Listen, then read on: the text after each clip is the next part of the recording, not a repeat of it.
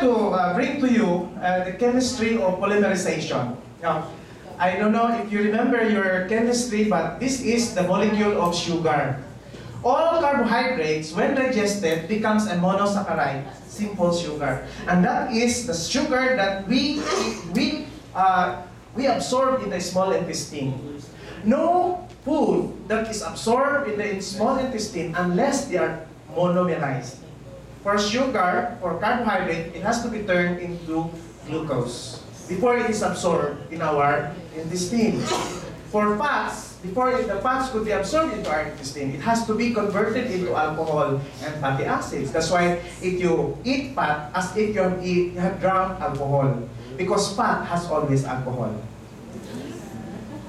That's why people who are fat lovers or eating, yung mga taong mahilig sa pinirito, mahilig sa mantika, they are actually alcohol addicts. Because when fat is digested, it gives alcohol and 3 fatty acids. Now, this simple sugar, one simple sugar, it has a normal hydrogen, oxygen in it. You call it the OH. And the other sugar is another OH. For these 2 molecules of sugar to become carbohydrate, you have to remove water. So water is removed. So what that process is known as condensation. So in other words, when you dry your food, you are actually removing water, you are making it into a polymer.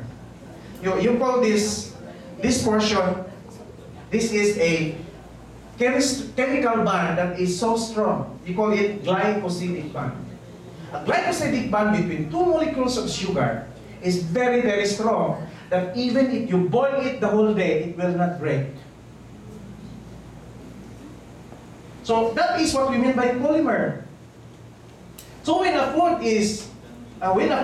food is dehydrated or condensate, water is removed, it is now polymerized. This is now the structure of what a polymer is. So you can see here a polysaccharide, therefore, is a molecule that you have removed water. Like for example, your starch is a polymer.